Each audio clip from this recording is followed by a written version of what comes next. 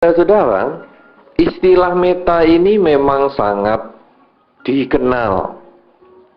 Bahkan di dalam kegiatan meditasi sehari-hari pun ada yang disebut meta bawana, yaitu bermeditasi dengan objek meta atau cinta kasih. Tetapi sesungguhnya di dalam ajaran Sang Buddha, meta ini bukan hanya berdiri sendiri. Meta ini sebetulnya punya teman, punya sahabat, punya kelompok, punya geng. Ya. Apakah sebetulnya kelompok atau geng meta ini? Meta yang disebut cinta kasih ini tentu memiliki tahap-tahap tertentu untuk mendapatkan cinta kasih tersebut. Teman dari meta sebetulnya adalah karuna. Mungkin para bapak ibu jarang mendengar kata karuna. Yang paling sering karunia. Karunia, tapi tidak sama dengan karuna. Walaupun kadang-kadang dalam arti tertentu mirip. Kenapa demikian? Karena karuna ini artinya belas kasihan. Kita melihat makhluk yang lebih menderita, kita melihat pihak-pihak yang menderita, timbul kasihan, dan timbul keinginan untuk membantu. Itulah yang disebut karuna. Sehingga mungkin bantuan inilah yang disebut karunia. Mungkin di dalam bahasa yang lain. Tetapi karuna itu sendiri adalah ketika kita melihat orang atau makhluk yang menderita, muncullah keinginan membantu. Hal ini adalah merupakan bawaan manusia. Bawaan yang ada di dalam diri kita masing-masing. Satu contoh. Anda melihat kecelakaan di jalan. Pernah lihat kecelakaan di jalan? Pernah? Apa perasaan Anda? Happy? Syukur? Deg-degan? Kaget? Tidak mau lihat? Pet-petan? Pingsan sendiri? Apa yang pengalaman Anda? Kasihan dong? Tidak senang? Bahkan kadang-kadang ada yang mengatakan, aduh aku nggak mau lihat sudah. Lihat otak berceceran, aduh. Padahal otak sapi Anda makan. Digoreng. Tapi lihat otak manusia, aduh otak manusia. Tangan putus. Pencolotan. Kan kalau putus pertama kan pencolotan. Waduh ngeri. Kenapa? Karena muncul rasa kasihan di dalam diri Anda.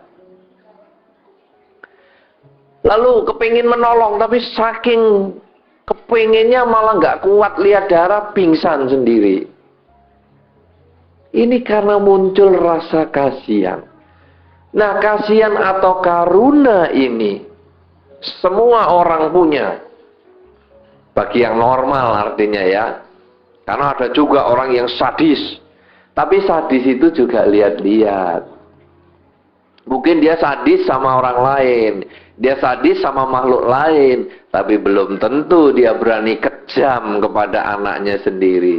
Dia belum tentu berani kejam kepada binatang yang dia sayangi sendiri.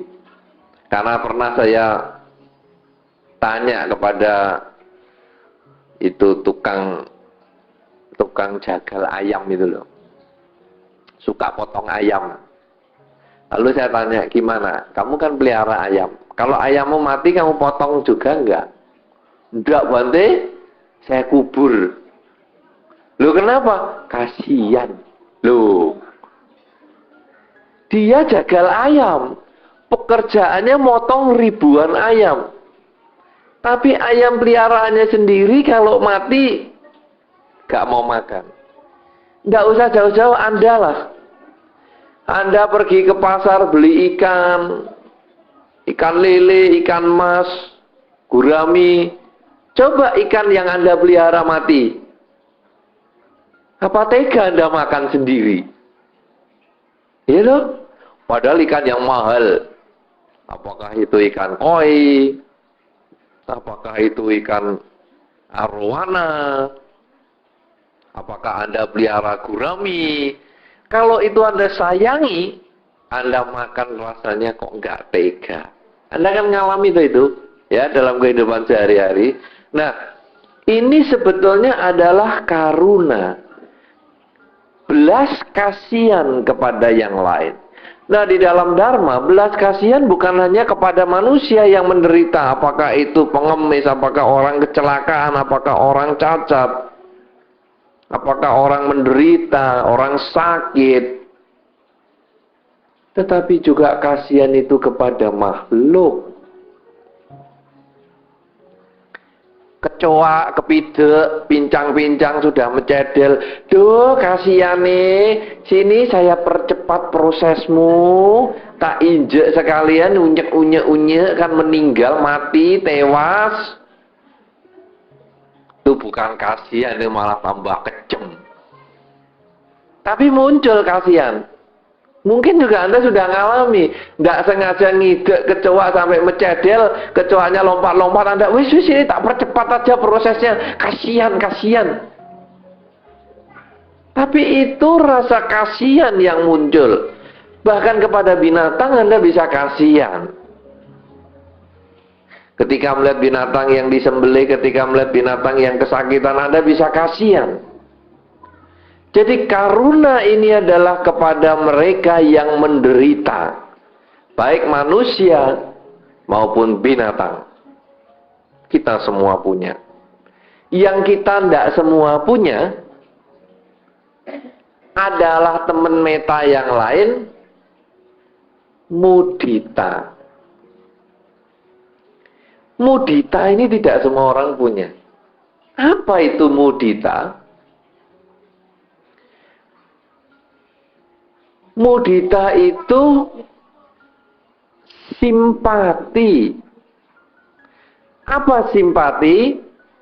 Berbahagia melihat makhluk lain ikut bahagia.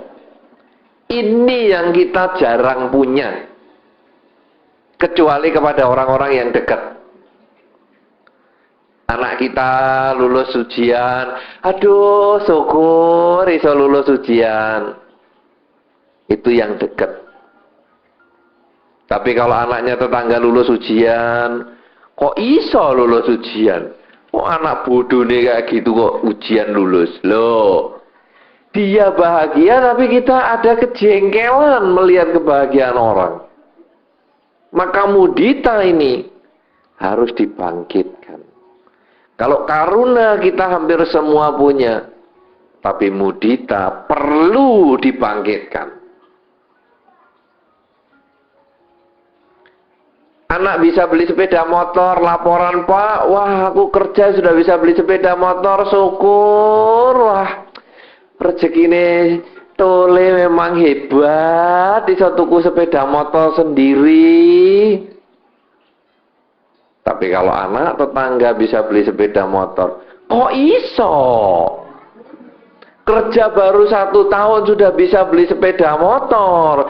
Ini nanti korupsi, nyuri, apa? Sulit untuk mengakui kebahagiaan orang lain. Anak kita dapat pasangan hidup yang ganteng dan cantik. Oh, senang, syukur, mantuku ayu, mantuku ganteng. Tetangga punya mantu ganteng atau cantik. Kok iso? Mesti nganggu magic ini. Melet ini mesti. Oh, mantune kok iso ayu, kok mantunya bisa ganteng, padahal anaknya saja weleknya kayak gitu. Mesti pelet ini, pakai guna-guna, pakai dukun, pakai apa. Kita tidak suka melihat kebahagiaan orang. Nah, oleh karena itu saudara-saudara, kita selain mengembangkan kasih sayang yang disebut karuna, di dalam kehidupan kita beragama, kita hendaknya mencoba membangkitkan mudita cita, yaitu mengikuti kebahagiaan atas kebahagiaan orang lain. Sehingga dulu pernah ada seorang umat Buddha mengatakan, Bante, kan kalau di tempat lain kan ada yang mengatakan, wah, anakku wis lulus ujian, syukur. Ada lagi bahasa yang lain, wah, lulus ujian, alhamdulillah. Lah umat Buddha ngomong apa, Bante? Anumodana. Anumodana bukan berarti aku nemu dana.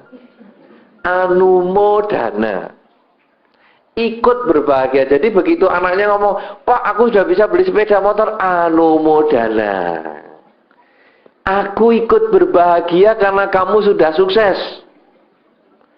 Duh Pak, aku dapat calon mantu sing ganteng dan cantik, anumodana. Tetangga bisa beli sepeda motor baru loh, anumodana. TV-nya tetangga lebih gede dari punya kita, anumodana. Ikut berbahagia karena dia bahagia. Ini kita harus latih. Karena itu kita harus sering mengucapkan anumodana itu di dalam kehidupan kita sehari-hari. Begitu melihat orang yang bahagia, anumodana. Ada orang pesta, anumodana. Pesta nggak ngundang kita, anumodana. Ya toh, anumodana. Lah pesta nggak diundang ya ada happy-nya kok. Ya, waktunya bisa untuk nonton sinetron yang hebat-hebat sekarang. Nah, jadi apa saja yang orang lain dapatkan lebih bahagia dari kita atau sama bahagianya dengan kita, ucapkanlah anumodana. Hal ini jelas sekali ketika para biku misalnya menerima dana makan kalau siang hari. Maka biasanya biku-biku membacakan anumodana gata. Gata adalah syair, anumodana ikut berbahagia, sehingga mendoakan semoga dengan kebaikan yang telah Anda lakukan ini membuahkan kebahagiaan sesuai dengan harapan Anda. Itu anumodana gata. Sejak zaman Sang Buddha, anumodana gata ini selalu diucapkan ketika para biku baru menerima persembahan, apakah makanan, jubah, dan sebagainya. Nah, ini adalah temannya meta, karuna, mudita. Nah, sekarang meta ini apa? Meta ini sebetulnya cinta kasih baik kepada yang menderita, cinta kasih kepada yang berbahagia, bahkan cinta kasih kepada siapapun dan apapun. Jadi seperti kalau bahasa yang gampang-gampang, karuna itu yang menderita, mudita itu kepada yang bahagia, karuna plus mudita plus lain-lain jadi meta. Cinta kasih kepada semuanya makhluk, manusia, binatang, apa saja. Nah, itu yang disebut meta. Bagaimana itu? Kita bisa mengucapkan, kalau tadi mudita mengatakan anumodana, kalau meta mengucapkan sabesata bawantu sukitata, semoga semua makhluk berbahagia. Kenapa semua makhluk? Karena kita makhluk. Semoga kita bahagia. Para almarhum dan almarhumah makhluk. Semoga almarhum dan almarhumah berbahagia. Keluarga kita yang masih hidup adalah makhluk. Semoga dia bahagia. Tetangga kita makhluk. Semoga dia bahagia. Bahkan lingkungan kita, baik makhluk tampak maupun yang tidak tampak, semoga bahagia. Dengan meta ini sebetulnya kita memancarkan kasih sayang, baik kepada yang bahagia, kepada yang menderita juga, termasuk kepada binatang.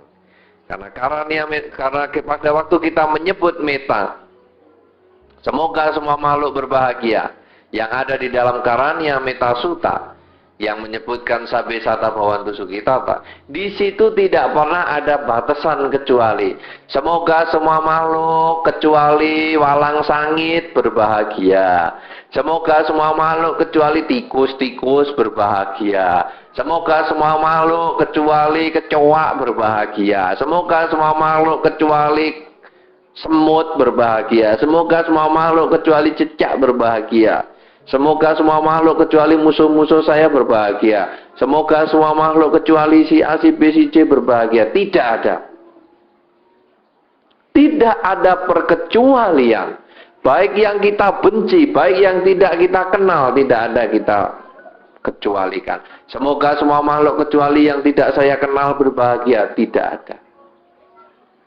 Jadi dengan meta ini sebetulnya siapa saja kita pancarkan kasih sayang. Bahkan bagaimana kasih sayang kita yang harus dipancarkan?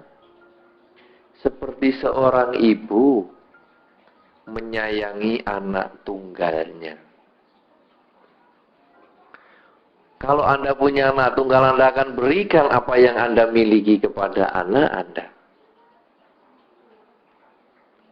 Sama dengan menyayangi makhluk yang lain. Kalau Anda sudah bisa kasihan kepada yang menderita, Anda bisa simpati kepada yang berbahagia, maka kepada siapapun juga kalau Anda bisa anggap anak Anda dan Anda sayangi dengan luar biasa, Anda limpahi kasih sayang dengan luar biasa, itulah sebetulnya praktek meta.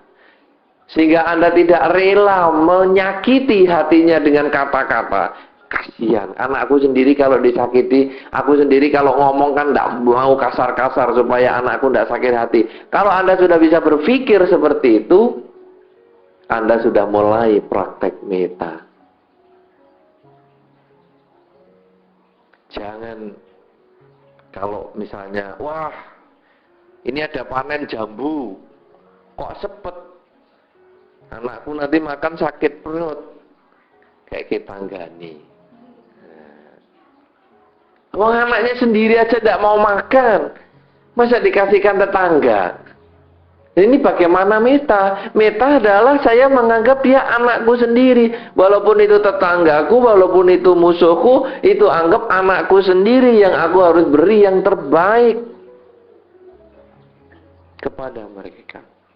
Nah, tetapi meta ini sulit prakteknya, karena itu biasanya lalu ada meditasi cinta kasih itu. Meta bawana dengan sering mengucap, semoga semua makhluk hidup berbahagia, semoga semua makhluk hidup berbahagia, sabe sata bhavantu sukhitata, sabe sata bhavantu sukhitata. Terus kita ucapkan terus, sehingga nanti di dalam pola pikir kita, beberapa waktu kemudian setelah kita mengucap sabe sata bhavantu sukhitata, kita kepada orang lain, kepada makhluk lain, kita bisa mengucap sabe sata bhavantu sukhitata. Semoga semua makhluk berbahagia.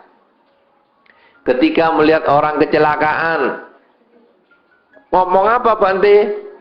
Apakah anumodana? Salah. Lalu apa? Sabe sata bhavantu sukhitata. Semoga semua makhluk berbahagia.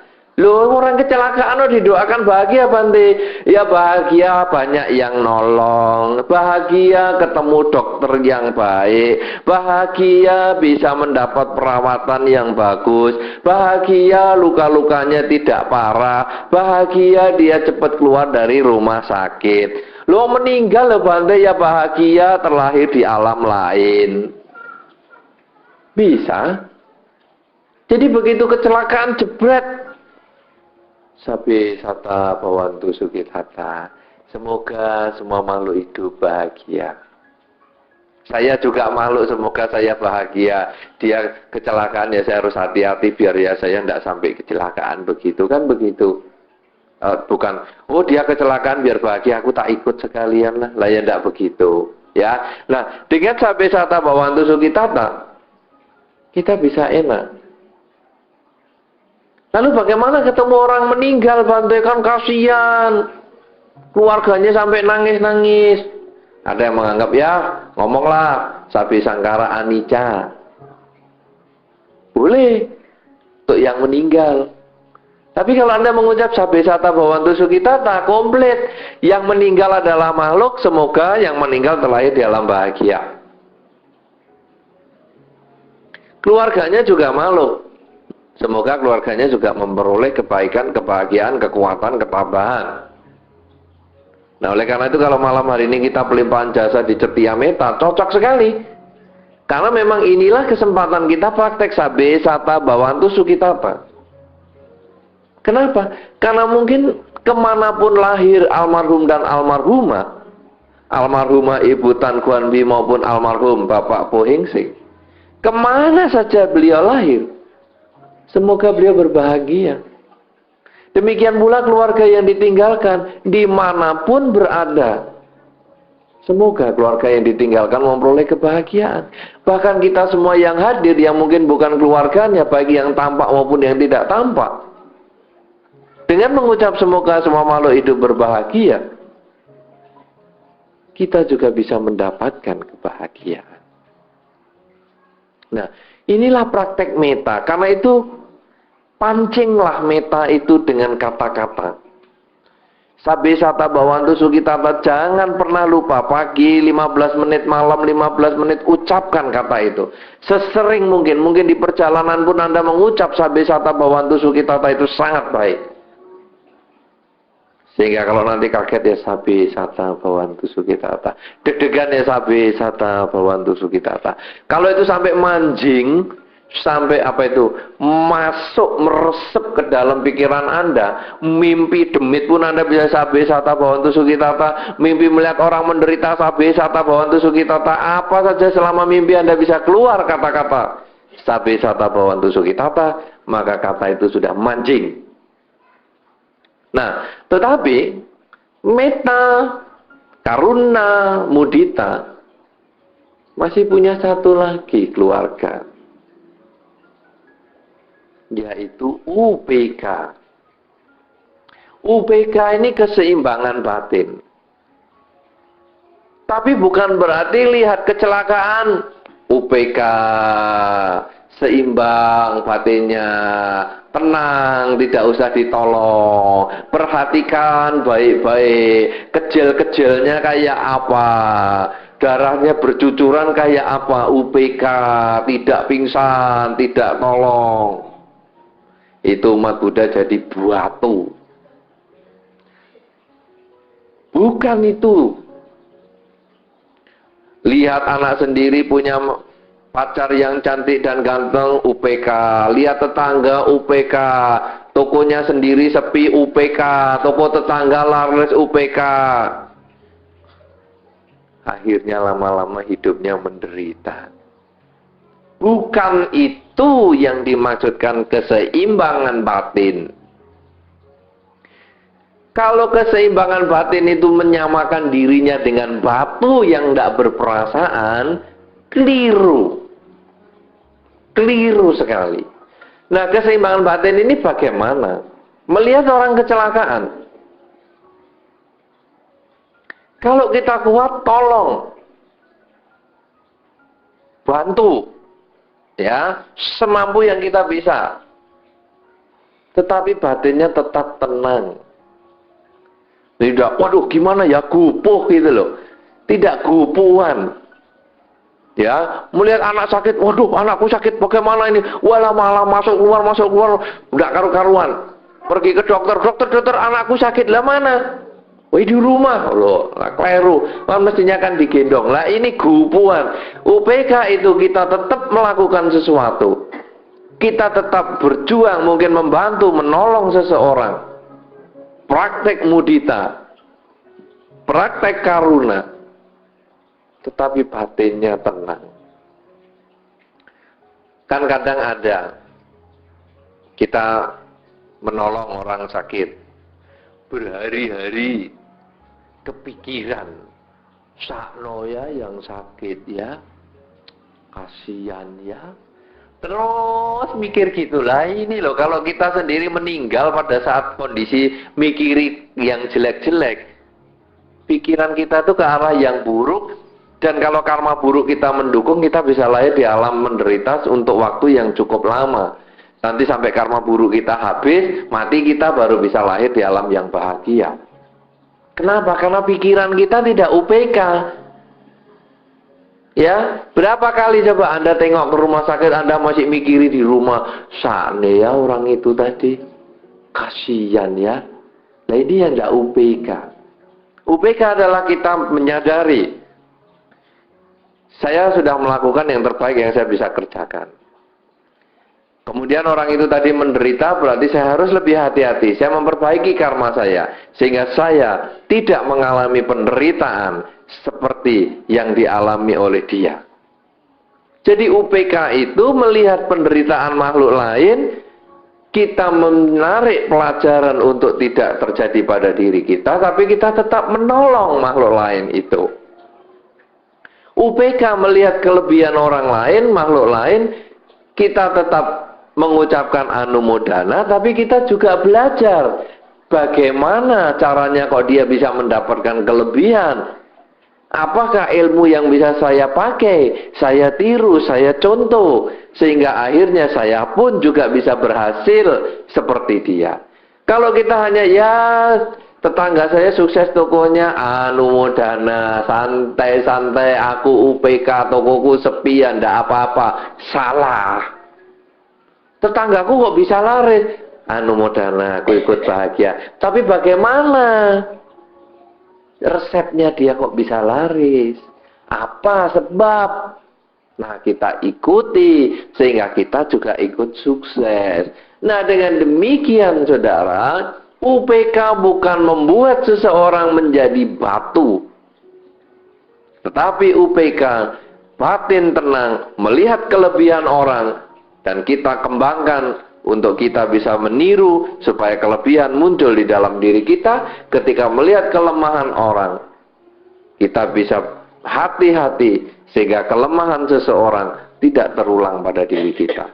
Nah, meta, karuna, mudita, dan UPK, 4 hal inilah yang harus kita kembangkan bersama di dalam Dharma.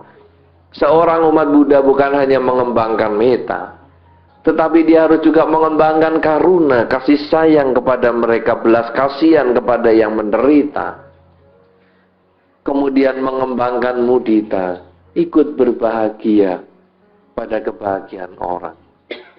Dan juga punya keseimbangan batin ketika melihat yang menderita maupun yang bahagia, untuk meniru kebaikannya dan menghindari kejelekannya. 4 hal inilah sebetulnya saudara, praktekkan terus, dan jasa praktek ini, kebajikan ini kita bisa limpahkan kepada sanak keluarga yang sudah meninggal, kepada semua makhluk yang pernah berhubungan karma dengan kita. Kalau sekarang keluarga di sini bisa memperingati ke 32 tahun, ya 32 tahun wafatnya almarhumah Ibu Tan Guan Bi, sebetulnya kita semua juga bisa memperingati jasa para almarhum yang pernah berhubungan karma dengan kita. Karena ibu kita bukan hanya yang sekarang, telah ribuan ibu yang kita lewati, telah tak terhingga ibu yang melahirkan kita, tak terhingga bapak yang mengkondisikan kita lahir. Di dalam Dharma disebutkan, air susu yang diminum oleh kita selama lahir kembali mati, lahir kembali mati, lahir kembali mati, itu air susu yang diminum lebih banyak daripada 7 samudra di dunia ini. Anda bisa bayangkan, bayi nyusu itu sebanyak apa coba? Sampai umur sudah cukup 10 liter? Ada enggak ya? Hah? Lebih? Kira-kira berapa ya? Enggak pernah diukur sih ya. Enggak pernah ditaker. Satu hari berapa liter? Berarti sekian bulan habisnya sekian liter. Berapa kira-kira coba? 20 liter ada?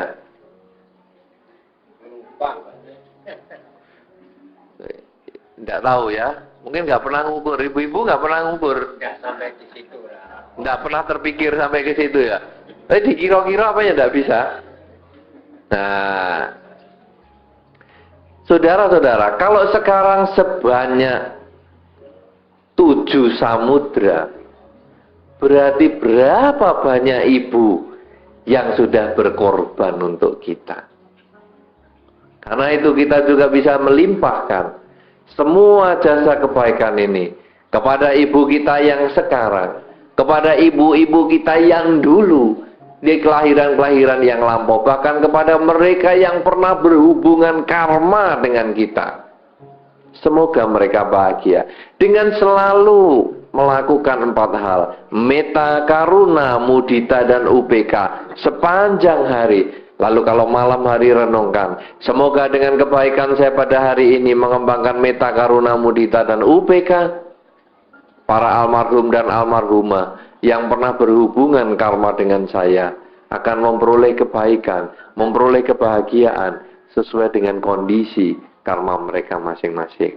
Pada malam hari ini kita bersama-sama membacakan parita, bermeditasi bersama dengan harapan semoga almarhum dan almarhumah yang kita peringati pada malam hari ini akan memperoleh kebaikan dan kebahagiaan sesuai dengan kondisi karma dia. Karena itu saudara-saudara, sering-seringlah tiap malam mau tidur pelimpahan jasa. Ya, karena yang berhubungan karma dengan kita bukan hanya ibu yang kita kenal saja, bukan hanya kakek yang kita kenal saja, bukan nenek yang kita kenal saja, tetapi sudah tak terhingga. Sehingga kita bisa mengucapkan kepada mereka yang berhubungan karma dengan kita. Semoga dengan kekuatan kebajikan yang kita lakukan pada malam hari ini akan membuahkan kebahagiaan untuk almarhumah Ibu Tan Kuan Bi dan almarhum Bapak Po Hing Sing.